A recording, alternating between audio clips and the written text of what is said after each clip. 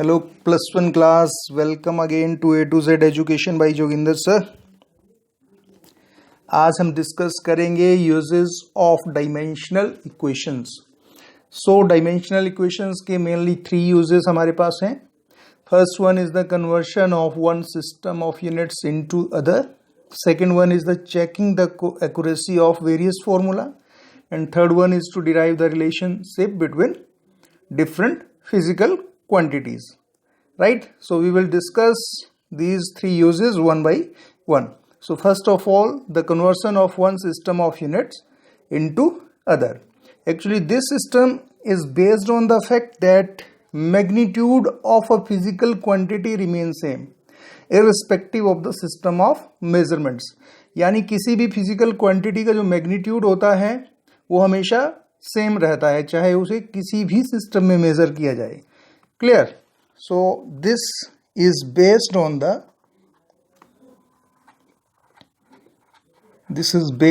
The fact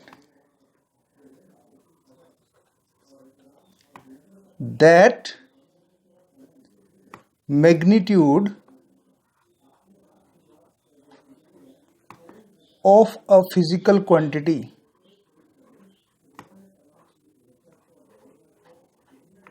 quantity remain the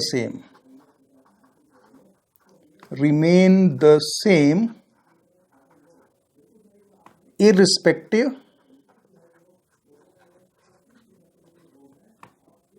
of the system of measurements.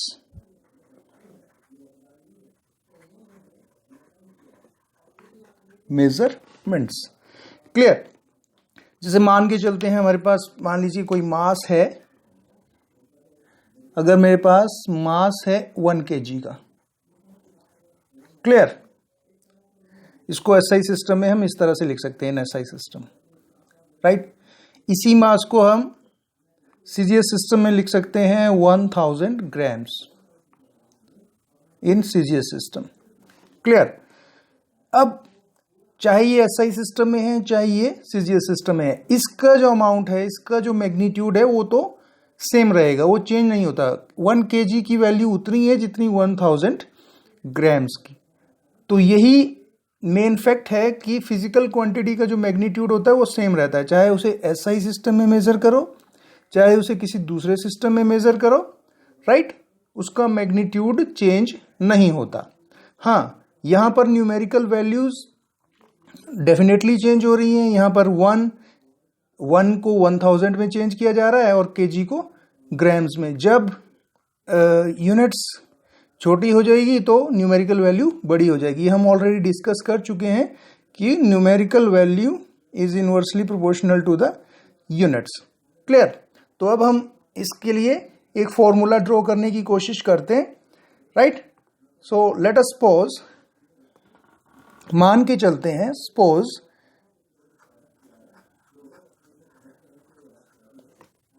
A physical quantity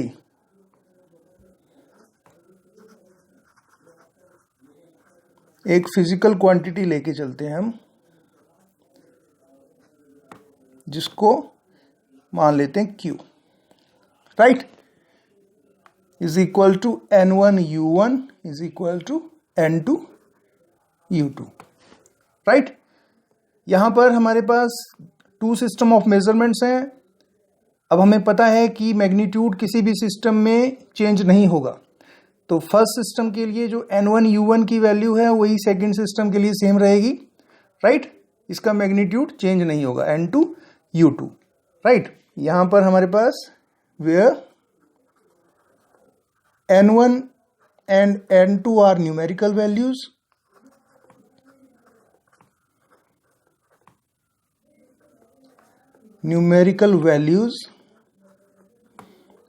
and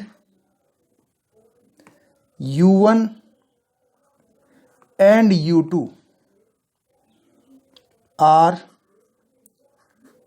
2 units of measurement.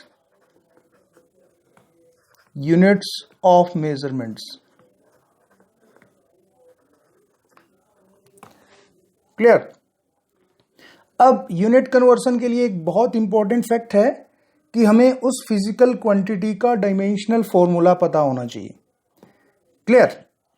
एक तो हमें पता होना चाहिए कि वो फिजिकल क्वांटिटी क्या है और दूसरा पता होना चाहिए उसका डायमेंशनल फॉर्मूला। तो मान के चलते हैं ये जो हमने फिजिकल क्वांटिटी एक सपोज की हुई है, मान के चल रहे हैं, तो उसका डायमेंशनल फॉर्मूला भी हम मान लेते हैं। लेट द फिजिकल क्वांटिटी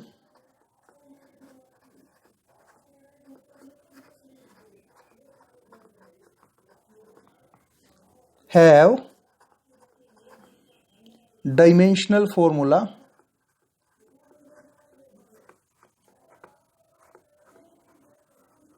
इसका डायमेंशनल फॉर्मूला हम मान के चलते हैं MALBTC। This is the dimensional formula, right. यहां पर मास का डायमेंशन जो है वो A है, L का जो डायमेंशन है वो B है और T का जो डायमेंशन है वो C है। Clear? Here A, B and C are the dimensions of mass, length and time. Clear? अब हम इनको दो सिस्टम के अंदर डिवाइड कर देंगे। यही वैल्यू हम टू सिस्टम के अंदर डिवाइड कर देते हैं।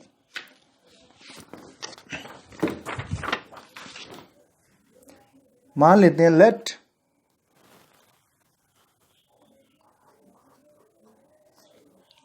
M1 L1 T1 be the fundamental units in one system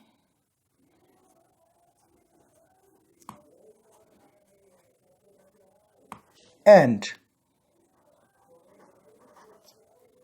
M2 L2 T2 be the fundamental units in other system।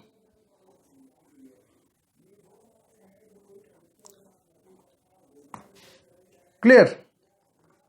तो हमारे पास क्या आ जाएगा then,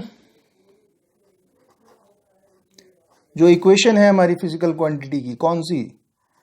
Q is equal to N1 U1 is equal to N2 U2, right. अगर हमारे पास first system of units में dimensional जो फंडामेंटल यूनिट्स हैं वो M1 L1 T1 है और सेकंड में M2 L2 T2, तो ये इक्वेशन क्या हो जाएगी हमारे पास? Then Q is equal to N1 is the numerical value और फर्स्ट सिस्टम के लिए यूनिट्स है हमारे पास M1 और इसका डायमेंशन हमने ऑलरेडी निकाल के रखा है A, L1 dimension B and T1 dimension C equal to N2। Second system के लिए हमारे पास बन जाएगा M2 dimension A, L2 dimension V and T2 dimension C। Clear? This is in one system and this is in the second system। Clear? तो अब हम क्या करेंगे, हम यहां पर N2 की वैल्यू फाइंड आउट कर लेंगे सेकेंड सिस्टम के अंदर, राइट। क्योंकि conversion of one system of units into another है, तो हमें क्या फाइंड आउट करना है यहां पर? N2। यहां पर N2 क्या हो जाएगा हमारे पास? N2 की वैल्यू आ जाएगी हमारे पास N1 सेम डायमेंशंस और सेम फंडामेंटल यूनिट को एक साथ इकट्ठा कर लेंगे, M1 अपॉन M2, डायमेंशन दोनों का सेम है A, L1 upon L2, dimension same है B and T1 upon T2, again same dimension C. Clear? तो इस तरह से हमने एक फॉर्मूला जनरेट कर लिया है. This is the required formula, right? तो अगर हमारे पास ये फिजिकल क्वांटिटी की जो वैल्यूज हैं, अगर हमारे पास n का हमें पता है dimension A B C M1 M2 L1 L2, right, इन सब का पता है, तो क्या कर सकते हैं हम? We can convert one system into the another, right? So thus if we know the value of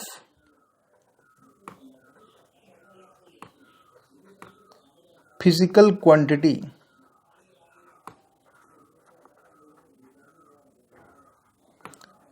in one system,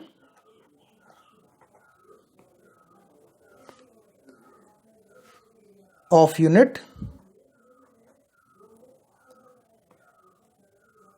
then we can convert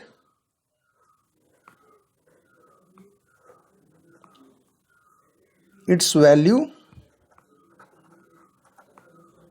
into other system.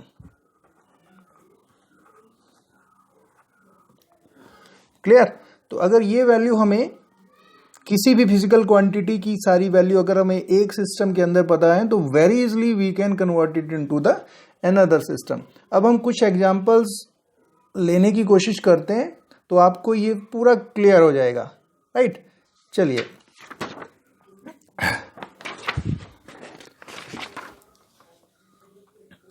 First example we have is the convert 1 newton into dynes. सबसे पहले हमने 1 Newton को convert करना है डायन्स में. तो एक चीज मैंने आपको पहले बताई कि हमें सिस्टम को कन्वर्ट करने के लिए दो चीजों की जरूरत होती है. एक तो हमें पता होना चाहिए कि वो फिजिकल क्वांटिटी कौन सी है, और दूसरा उसका डायमेंशनल फॉर्मूला, राइट? यहां पर Newton is the unit of force, right? Force की एसआई यूनिट है और डायन जो है वो सीजीएस यूनिट है. तो बिल्कुल सिंपल सा क्वेश्चन है कि हमें एसआई यूनिट को सीजीएस सिस्टम में चेंज करना है. बट बिफोर दैट हमें पता होना चाहिए कि it is the unit of force, right? We know newton is the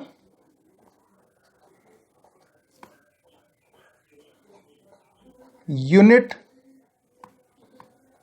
of force having dimensional formula. इसका डायमेंशनल फॉर्मूला कितना है? m l t माइनस 2, यानी m1 l1 t minus 2, right? तो यहां पर हमारे पास डायमेंशन ऑफ m को हम a मेजर करते हैं. अभी हमने फॉर्मूला बनाया हुआ है, a इज इक्वल टू 1 है, b is equal to 1 and c is equal to minus 2. a, b and c. Clear? अब हम दोनों सिस्टम में इसको कंपेयर कर लेते हैं. हमें पता है ये वन सिस्टम में वैल्यू 1 न्यूटन है और दूसरे में इसको डायन में चेंज करना है. तो हम यहां लिख लेंगे सिस्टम 1 इन सिस्टम 1, राइट? और यहां other system in system 2, right? Obviously system 1 में हमारे पास एसआई यूनिट्स हैं, तो यहां पर हमारे पास जो वैल्यूज आ जाएंगी m1, मास को एसआई सिस्टम में इट इज न्यूटन, यहां पर एसआई सिस्टम है, and this is CGS system. तो यहां पर वैल्यू आ जाएगी, मास को किलोग्राम में मेजर करते हैं, लेंथ को हम एसआई सिस्टम में मीटर में मेजर करते हैं, टाइम को हम सेकंड में मेजर करते हैं और साथ में न्यूमेरिकल वैल्यू इसकी दी हुई है 1 न्यूटन यानी 1। अदर सिस्टम के अंदर हम इसको क्या लिखेंगे, m2, राइट। सीजीएस सिस्टम में हम ग्राम लिखते हैं, लेंथ को हम सेंटीमीटर में मेजर करते हैं, टाइम की यूनिट एसआई या सीजीएस में सेम रहती है, इट इज सेकेंड, क्लियर। और n2 की वैल्यू हमें फाइंड आउट करनी है, राइट। तो हम फॉर्मूला यूज कर लेंगे by using the formula, by using formula. कौन सा फॉर्मूला है हमारे पास, n2 is equal to n1 m1 upon m2 power a, L1 upon L2 power B and T1 upon T2 power C, clear. तो अब ये सारी वैल्यूज हम यहाँ नोट कर लेंगे। तो N2 कितना आ जाएगा हमारे पास, N1 की वैल्यू हमारे पास 1 है, इसको मैं अगले स्टेप में लिखता हूँ। M1 है मेरे पास 1 kg और M2 है 1 ग्राम, पावर A है मेरे पास 1, उसी तरह L2 1 metre upon 1 centimetre, power B is also 1, and time T1 1 second, T2 1 second, time is minus, dimension is -2, clear. ये इसको मैं लिख लूंगा n2 is equal to n1 is 1। अब हमें करना ये होता है कि जो सिस्टम ऑफ यूनिट्स होते हैं इनको एक ही फॉर्म में चेंज करना होता है, या तो आप किलोग्राम को ग्राम में चेंज कर दो या फिर ग्राम को किलोग्राम में, राइट। एक ही सिस्टम में होने चाहिए न्यूमरेटर और डिनोमिनेटर। तो हम क्या करते हैं, इसको चेंज कर लेते हैं। जैसे 1 किलोग्राम में होते हैं हमारे पास 10⁻³ ग्राम्स, इट इज 1 ग्राम। अब एक ही यूनिट्स में ये है, power 1 metre 10⁻² centimetre upon 1 centimetre, right. And this is 1 second, ये सेम है तो इसको हम एज इट इज लिख लेते हैं -2, क्लियर।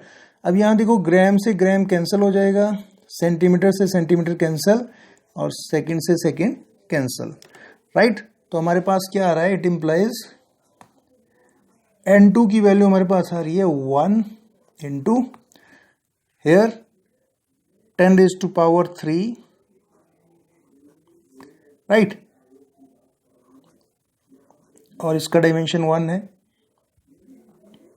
इंटू 10⁻², इसका डायमेंशन भी 1 है, और ये दोनों कैंसिल हो गए तो ये 0 हो गया, राइट।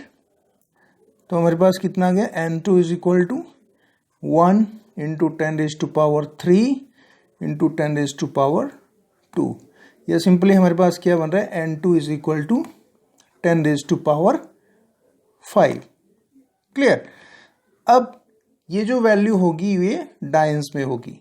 n2 की वैल्यू हमारे पास आ गई 10⁵, ये इसको लिख सकते हो डायंस, या सिंपली हम लिख सकते हैं 1 newton is equal to 10⁵ dynes, clear. तो आपको पता लग गया होगा कि हमने कैसे एक सिस्टम ऑफ यूनिट्स को दूसरे में चेंज कर लिया। हमें सिर्फ पता था कि 1 न्यूटन की वैल्यू है, लेकिन उसमें डायंस कितने होते थे इसका अमाउंट हमें पता नहीं था। तो ये फॉर्मूला यूज करके हमने क्या कर लिया, 1 न्यूटन को डायन में चेंज कर दिया, जिसका सिंपल सा मतलब है कि 1 newton is equal to 10⁵ dynes, clear. अब एक और क्वेश्चन लेके चलते हैं। क्वेश्चन है, convert 10 joule on a system which has 10 centimetre 100 grams and 30 second as the fundamental units. अब आप यहाँ देख रहे हो, यहाँ पर लेंथ जो है वो 10 सेंटीमीटर है, मास की वैल्यू 100 ग्राम है और टाइम की वैल्यू 30 सेकेंड्स, राइट। ये अदर सिस्टम की वैल्यूज हैं, और फर्स्ट सिस्टम में हमारे पास क्या है 10 जूल। तो हमें एक चीज पता है कि joule is the unit of work, right, या एनर्जी। वर्क और एनर्जी की सेम यूनिट्स होती है, तो हम लिख लेते हैं joule is the unit of work having dimensional formula। इसका डायमेंशनल फॉर्मूला कितना है, याद रखना है M1L2 T-2, राइट। तो डायमेंशनल फॉर्मूला आपको हर फिजिकल क्वांटिटी का याद रखना पड़ेगा, और कौन सी यूनिट किस फिजिकल क्वांटिटी की है वो भी याद रखना पड़ेगा, तभी आप ये क्वेश्चन सॉल्व कर सकते हो। क्लियर। चलिए अब हमारे पास यहां पर ए कितना आ गया, डायमेंशन ऑफ मास आ गया हमारे पास 1, राइट। डायमेंशन ऑफ लेंथ आ गया हमारे पास 2, और डायमेंशन ऑफ टाइम आ गया हमारे पास C -2, राइट। अब सिस्टम 1 और सिस्टम 2 के अंदर हम ये वैल्यू डिफाइन करेंगे। System 1 joule is the SI system है हमारे पास, एसआई सिस्टम सिस्टम 1 में आ गया हमारे पास एसआई सिस्टम, और सिस्टम 2 के अंदर आ गया हमारे पास न्यू सिस्टम ऑफ यूनिट। क्योंकि ये सीजीएस सिस्टम नहीं है, इसमें वैल्यूज दी हुई है, it is different, it is new system. तो वैसे ही हम इसकी वैल्यूज जो हमारे पास फंडामेंटल जो यूनिट्स हैं उनको लिख लेंगे। M1 सिस्टम 1 में एसआई सिस्टम है, तो M1 में होता है हमारे पास किलोग्राम्स, लेंथ होती है हमारे पास मीटर में, टाइम होता है हमारे पास सेकंड्स में, और साथ में N1 की वैल्यू दी हुई है 10, राइट। अदर सिस्टम के अंदर M2 की वैल्यू हमारे पास कितनी दी हुई है, मास दिया हुआ इसमें 100 ग्राम, सेकेंड सिस्टम के अंदर 100 ग्राम की वैल्यू दी हुई है। पीछे जो क्वेश्चन किया उसमें ये वैल्यू नहीं थी, डायरेक्ट सीजीएस से एसआई से सीजीएस में चेंज करना था, तो हमने सिर्फ ग्राम, सेंटीमीटर और टाइम लिखा, राइट। लेकिन अगर वैल्यूज दी गई हैं तो आपको ये वैल्यूज पुट करनी पड़ेंगी। L2 कितना आ जाएगा, L2 आ जाएगा 10 सेंटीमीटर, और टाइम हमारे पास इसमें दिया हुआ है 30 सेकेंड्स, राइट। और N2 की वैल्यू हमने फाइंड आउट करनी है, तो हम इक्वेशन, डायमेंशनल इक्वेशन यूज करेंगे या फॉर्मूला यूज करेंगे। यूजिंग फॉर्मूला, हमारे पास क्या फॉर्मूला है, N2 is equal to N1 M1 upon M2 power A, L1 upon L2 power B, and T1 T2 power C, right. N2 हमें find out करना है। N1 की वैल्यू हमारे पास 10, M1 हमारे पास 1 kg, और M2 की वैल्यू है 100 ग्राम्स, राइट। और A की वैल्यू हमारे पास 1, L1 है मेरे पास 1 मीटर, L2 है मेरे पास 10 centimetre, power 2, B is equal to 2, right. T1 है मेरे पास 1 सेकेंड, और T2 है मेरे पास 30 सेकेंड्स, पावर -2, राइट। अब वैसे ही हमें सिस्टम ऑफ यूनिट्स को सेम करना पड़ेगा, या तो किलोग्राम को ग्राम में चेंज कर दो, या फिर ग्राम को किलोग्राम में, तो हम किलोग्राम को चेंज कर देते हैं। ये आ जाएगा हमारे पास 10 raise to power 3 grams upon 10 raise to power 2 grams, power 1 metre 10 raise to power 2 centimetre upon 10 centimetre, power 2 and 1 second upon 30 second. यहाँ सेम है तो इसको हम एज इट इज लिख लेते हैं, राइट। ग्राम ग्राम कैंसल, सेंटीमीटर से सेंटीमीटर कैंसल, तो हमारे पास क्या बन रहा है यहाँ पर, N2 हमारे पास आ रहा है 10, इनटू, अब देखिए नीचे 10⁻², ये कैंसिल हो गया तो यहाँ पर बच रहा है हमारे पास 10, राइट, डायमेंशन 1 है। यहाँ पर 1 0 कैंसिल, तो 10⁻², राइट, और यहाँ पर सेकंड से सेकंड कैंसिल, और ये बन जाएगा हमारे पास 1/30 पावर -2। इसको सॉल्व कर लेते हैं। ये हमारे पास 1 2 2 4 यानी 10⁻4 इंटू 1/30 है, पावर -2, 1⁻² 1 ही आएगा, और 30 पावर -2 नीचे है तो ये ऊपर जाके क्या बन जाएगा 30/2। क्लियर? या इसको लिख सकते हैं हम 10⁻4 इंटू 900, या इसको लिख सकते हैं 10⁻4 इंटू 9 इंटू 10⁻2, राइट। यह हमारे पास ये आ जाएगा n2 is equal to 9 into 10⁻6। Clear? तो 10 जूल की वैल्यू अदर सिस्टम में कितनी है? 9 इंटू 10⁻6। क्लियर? तो सो आई होप आप बिल्कुल समझ गए होंगे कि कैसे हम एक सिस्टम को अनदर सिस्टम में कन्वर्ट करते हैं। बिल्कुल सिंपल फॉर्मूला है, आपको थोड़ी सी क्वेश्चंस की प्रैक्टिस करनी है। बुक में बहुत सारे क्वेश्चन दिए हैं, आप एक बार प्रैक्टिस करिए, और अगर कोई डाउट है तो मेरे को कमेंट करिए, मैं उसको सॉल्यूशन आपको बता दूंगा। क्लियर? एक क्वेश्चन आपने घर से करके लाना है, इसको सॉल्व करना है। बिल्कुल सिंपल सा क्वेश्चन दे रहा हूं,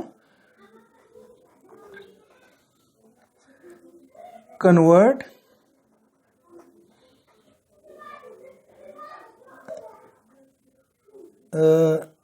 10 जूल इंटू अर्ग, राइट। ये क्वेश्चन आपने करके लाना है, कन्वर्ट 10 जूल इंटू अर्ग। यहां पर जूल जो है वो वर्क की यूनिट है, और अर्ग जो है इसकी सीजीएस यूनिट है। यानी सिंपल सा क्वेश्चन है, एसआई को आपने सीजीएस यूनिट में चेंज करना है। Clear? So I hope you all understand these numericals. Thank you.